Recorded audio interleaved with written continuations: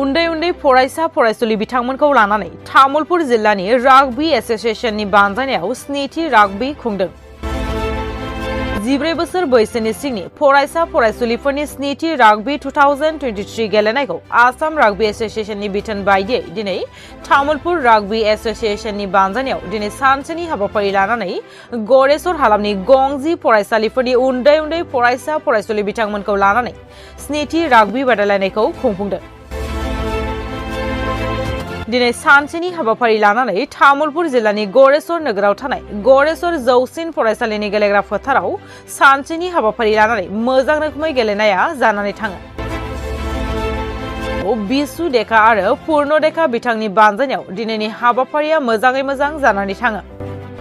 बे हाबाफारियाव बेखेवगिरि महरै बाहागो लायो 30 नं गरेसर बियामनि एमसिएलए पबित्र कुमार बर' आरो गरेसर ब्लक लाइमोन गांखं इउपिपिएलनि आफादगिरि कदान्द बर' आरो बिथांजों लोगोसे गोबां मेलेमजिबि बिथांमोना बाहागो लायो। बे 14 बोसोर बैसो सिंनि फरायसा फरायसुलिफोरनि स्निथि राग्बी 2023 गेलेनाय गंजि फरायसालिफोरनि उन्दै उन्दै फरायसा फरायसुलि बिथांमोना बाहागो लादों होननानै बुंथियो। बे 14 बोसोर बैसो सिंनि फरायसा फरायसुलिफोरनि स्निथि राग्बी 2023 नि जोबथा बादायलायनायाव एबा बान्था राननाय हाबाफारियाव बाहागो लायो एमएलए एबा अल आसाम राग्बी एसोसिएशननि आफादगिरि रमेन्द्रनाथ कलिता बिथाङा बाहागो लानायजों लोगोसे राग्बी गेलेनाय बिथिंनि सायाव बेसेन गोसा बिबुंथि होलाङो। আমাৰ ৰাগবী যেটো আমাৰ স্পৰ্টছ এছ'চিয়েশ্যন আছে এই এছ'চিয়েশ্যনে আমি ইতিমধ্যে গাঁৱে ভূঞে সোমাই আমাৰ যিসকল ৰাগবীৰ খেলুৱৈ আছে সেই ৰাগবী খেলুৱৈসকলৰ প্ৰতিভাটো সুপ্ত অৱস্থাত আছে। আমি এইটো উলিয়াই আনিবৰ কাৰণে জাগ্ৰত কৰাৰ কাৰণে আমি ইতিমধ্যে আমি জিলা পৰ্যায়ত আমি ইণ্টাৰ স্কুল বা ইণ্টাৰ কি কয় ৰাগবীৰ খেল আমি অনুষ্ঠিত কৰিছোঁ আৰু ইতিমধ্যে আমি ভাবিছোঁ যে আমি ইতিমধ্যে সিদ্ধান্ত লৈছোঁ যে আমি ইণ্টাৰ ডিষ্ট্ৰিক্ট আমি তেনেকুৱা ৰাগবীৰ আমি তেনেকুৱা ধৰণৰ কম্পিটিশ্যনো অনুষ্ঠিত কৰিম। তেওঁলোকক ট্ৰেইনিং দিয়াৰো ব্যৱস্থা কৰিম। বাহিৰৰ পৰা আমি কোচ আনি ট্ৰেইনিং দিয়াৰ আমি ব্যৱস্থা কৰিছোঁ আৰু গুৰেশ্বৰত আমি দেখিছোঁ যে যথেষ্ট প্ৰতিভাৱান আমাৰ খেলুৱৈ ইয়াত আছে ৰাগবীৰ ক্ষেত্ৰত। গতিকে এই খেলুৱৈসকলক উলিয়াই যদি আমি ৰাজ্যিক পৰ্যায়ত বা নেশ্যনেল পৰ্যায়ত আৰু যিহেতু এটা অলিম্পিক খেল আমি অলিম্পিক খেললৈকে আমাৰ এই অঞ্চলৰ পৰাও যাতে তেনেধৰণৰ খেলুৱৈ উলিয়াব পাৰোঁ সেইকাৰণে আমি গুৰেশ্বৰত এনেধৰণৰ এখন ইণ্টাৰ স্কুল আমি ৰাগবী টুৰ্ণামেণ্ট আমি আয়োজন কৰিছোঁ। আমি পৰৱৰ্তী সময়ত আমি জুনিয়ৰ ছিনিয়ৰ 14 বছৰৰ তলৰ 14 বছৰৰ ওপৰ এনেধৰণৰ আমি ৰাগবীৰ জুনিয়ৰ ছিনিয়ৰ ইণ্টাৰ ডিষ্ট্ৰিক্ট আমি টুৰ্ণামেণ্টটো অনুষ্ঠিত কৰিম আৰু সেই টুৰ্ণামেণ্টসমূহত আমি এনেধৰণৰ খেলুৱৈসকলক নি তেওঁলোকৰ প্ৰতিভাটো যাতে বিকশিত কৰিব পাৰোঁ আৰু তেওঁলোকৰ যদি প্ৰয়োজন হয় আমি বাহিৰৰ পৰা কোচ আনিও আমি তেওঁলোকক প্ৰশিক্ষণ ইতিমধ্যে দিছোঁ আৰু দিয়াৰ ব্যৱস্থা আমি ল'বৰ কাৰণে সিদ্ধান্ত গ্ৰহণ কৰিছোঁ। জিলাত চেণ্টাৰৰ অভাৱ আছে, প্ৰশিক্ষকৰ অভাৱ আছে, এই ক্ষেত্ৰত কেনেধৰণৰ ভূমিকা ল'ব? নহয় চাওক, এতিয়া যিটো খেল মহাৰণৰ ব্যৱস্থা কৰিছে এইটো পোনপ্ৰথমবাৰৰ কাৰণে অসমত কৰিছে। এতিয়া এই খেল মহাৰণৰ জৰিয়তে আমি ভাবোঁ যে অনাগত দিনত আমাৰ খেল মহাৰণৰ কাৰণে যিখিনি আন্তঃগাঁথনি লাগিব সেই আন্তঃগাঁথনিখিনি কৰাত কিছু সুবিধা হ'ব আৰু এই ক্ষেত্ৰত আন্তঃগাঁথনি নিৰ্মাণৰ ক্ষেত্ৰত মাননীয় মুখ্যমন্ত্ৰীয়ে যথেষ্ট গুৰুত্ব আৰোপ কৰিছে। এতিয়া আপোনালোকে জানে যে জিলাসমূহতো এতিয়া ডাঙৰ ডাঙৰ ষ্টেডিয়াম নিৰ্মাণ কৰিছে, সমষ্টিভিত্তিক ষ্টেডিয়াম নিৰ্মাণ কৰিবলৈ লৈছে।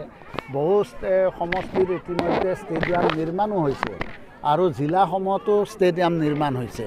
এতিয়া লাহে লাহে গৈ আমাৰ ব্লক পৰ্যায়তো পৰৱৰ্তী সময়ত এনেধৰণৰ যিসমূহ খেলপথাৰ আছে সেই খেলপথাৰসমূহৰ উন্নয়ন আৰু লগতে আন্তঃগাঁথনিৰ ক্ষেত্ৰতো নিশ্চয় চিন্তা চৰ্চা কৰিব। তাৰ কাৰণে এটা পৰিকল্পনা প্ৰস্তুত কৰাৰ কাৰণেই এনেধৰণৰ খেল মহাৰণৰ আয়োজন কৰিছে। আৰু তেতিয়া যদি আমাৰ খেলুৱৈসকলে সুবিধাখিনি পাব পাৰে, খেলৰ যিখিনি সুবিধা লাগে সেই সুবিধাখিনি যদি পায় মই ভাবোঁ যে আমাৰ অসমৰ খেলুৱৈ মানে ৰাষ্ট্ৰীয় পৰ্যায়তে নহয় আন্তঃৰাষ্ট্ৰীয় পৰ্যায়তো সুনাম অৰ্জন কৰিবৰ কাৰণে সক্ষম হ'ব। আমি নিজে দেখিছোঁ বহুকেইজনে এতিয়া আন্তঃৰাষ্ট্ৰীয় পৰ্যায়ত সুনাম অৰ্জন কৰিবৰ কাৰণে সক্ষম হৈছে। গতিকে আশা কৰিছোঁ যে এনেধৰণৰ খেল মহাৰণে আমাৰ নিশ্চয় নতুন নতুন প্ৰতিভাৱান খেলুৱৈসকলক ওলোৱাৰ ক্ষেত্ৰত সুবিধা হ'ব। আজি ধৰক আমাৰ গাঁও পঞ্চায়ত ৱাইজ হৈছে, তাৰপিছত আমাৰ ব্লক পৰ্যায়ত হ'ব, তাৰপিছত ডিষ্ট্ৰিক্ট পৰ্যায়ত হ'ব, তাৰপিছত ষ্টেট পৰ্যায়ত হ'ব। গতিকে ষ্টেট পৰ্যায়লৈকে যেতিয়া যাব যিসকল ধৰক চেম্পিয়ন হ'ব সেইসকলে ৰাষ্ট্ৰীয় ভিত্তিত তেওঁলোকে সুবিধা লাভ কৰিব। তাৰ পৰৱৰ্তী সময়ত আমাৰ ৰাষ্ট্ৰীয় ভিত্তিত যেতিয়া খেলুৱৈ চিলেকশ্যন কৰিব আমাৰ অলিম্পিকত খেলাৰ সুযোগটো পাব। গতিকে এইটো লাহে লাহে এটা মানে সুন্দৰ ব্যৱস্থা এটা লৈ গৈ থকা হৈছে। 4 নৱেম্বৰ তাৰিখে আমাৰ গৈশ্বৰত তামোলপুৰ জিলা ৰাগবী সন্থাৰ সহযোগত তথা অসম ৰাগবী সন্থাৰ উদ্যোগত আমি এদিনীয়া আমি এই কাৰ্যসূচী লৈছোঁ। আণ্ডাৰ 14 স্কুল টুৰ্ণামেণ্ট ৰাগবী 7 অনুষ্ঠিত হৈছে আৰু এই খেলখনত আমাৰ গৈশ্বৰ অঞ্চলৰ প্ৰায় 10খনমান স্কুলৰ ল'ৰা ছোৱালী অংশগ্ৰহণ কৰিছে। 10খন স্কুলৰ প্ৰায় 20টামান দল অংশগ্ৰহণ কৰিছে। অতি উৎসাহেৰে তেওঁলোকে খেলি আছে আৰু তেওঁলোকক আমি প্ৰশিক্ষণ দিয়াৰ ব্যৱস্থা কৰিছোঁ। আমাৰ ল'ৰা ছোৱালীসকলে মিলি তেওঁলোকক খুব ভালকৈ ট্ৰেইনিং দিয়াৰ কাৰণে চেষ্টা কৰি আছে আৰু অনাগত ভৱিষ্যতত আমি আশা কৰিছোঁ আমাৰ এই খেলটোৱে ৰাগবী খেলটোৱে গৈশ্বৰ তথা তামোলপুৰ অঞ্চলৰ পৰা অসমক প্ৰতিনিধিত্ব কৰি ৰাষ্ট্ৰীয় তথা আন্তঃৰাষ্ট্ৰীয় পৰ্যায়তো আমাৰ নাম উজ্বলাবলৈ সক্ষম হ'ব।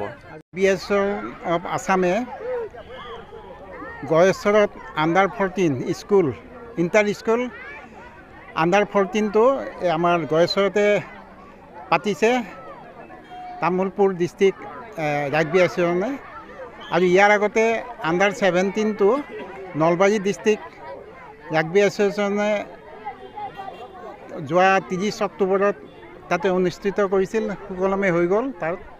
আৰু এতিয়া আমাৰ এই আণ্ডাৰ 14 যিটো চলি আছে তাৰ পৰা আমি টিম চিলেকশ্যন কৰি স্কুল ফেডাৰেশ্যনে স্কুল গেমছ ফেডাৰেশ্যনৰ যিটো স্কুল গেমছ হয় তাতে আমি ইয়াৰ পৰা টিম চিলেকশ্যন কৰি পঠিওৱাৰ ব্যৱস্থা কৰিম।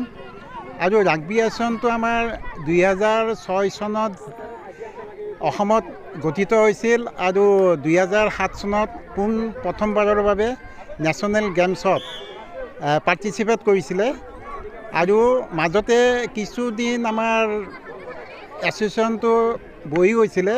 তাৰপিছত আমি 2016 চনৰ পৰা আকৌ নতুনকৈ গঠন কৰি আমি আৰম্ভ কৰিছোঁ আৰু আমি প্ৰায় 12টামান ডিষ্ট্ৰিক্ট অসমত কৰিছোঁ আৰু গোটেইবিলাকে ভালদৰে চলাই আছে। আৰু আমাৰ অহা ডিচেম্বৰ মাহত স্কুল গেমছ হ'ব, তাতে আমি টিম পঠাব লাগিব। আৰু আমাৰ চাব জুনিয়ৰ নেশ্যনেল চাব জুনিয়ৰটো হ'ব, নেশ্যনেল চাব জুনিয়ৰ ডিচেম্বৰত হ'ব, তাতো আমি টিম পঠাব লাগিব। বাকী আমাৰ ছিনিয়ৰ জুনিয়ৰ সেইখিনি আমাৰ হৈ গৈছে নেশ্যনেল।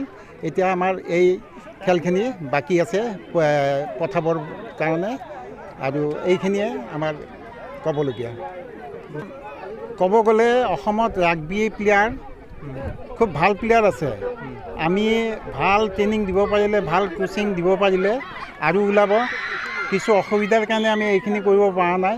আৰু আমাৰ খুব সোনকালে আমাৰ ইণ্ডিয়া টিমত চিলেকশ্যনত আমাৰ 3জনী গৈছিলে, ওদালগুৰি, বাস্কা আৰু আমাৰ নলবাৰীৰ 3জনীয়ে ছিট পাইছিলে। এজনীয়ে শেষৰ ফালে চিলেকশ্যন নাপালে, সেইজনীয়ে পালে আমাৰ ৰাগবী এছ'চিয়েশ্যনৰ কাৰণে আমাৰ ভাল আছিলে, কিন্তু কিবা কাৰণত তেওঁ ছিট নাপালে ইণ্ডিয়া টিমত। কিন্তু ভৱিষ্যতে অহা দিনকেইটাত আমাৰ অসমৰ পৰা যে ইণ্ডিয়া টিমত পাব একেবাৰে নিশ্চিত। আমাৰ টিম ওলাই আছে, কিন্তু আমি প্ৰব্লেমটো আমাৰ বেছি হেৰি হৈছে কি আমি ভালকৈ কোচিং দিব পৰা নাই। আমি এতিয়া কোচিংবিলাক আৰম্ভ কৰিম আৰু ৰাগবীক বহুত ওপৰত নিয়াৰ কাৰণে আমি চেষ্টা কৰিম।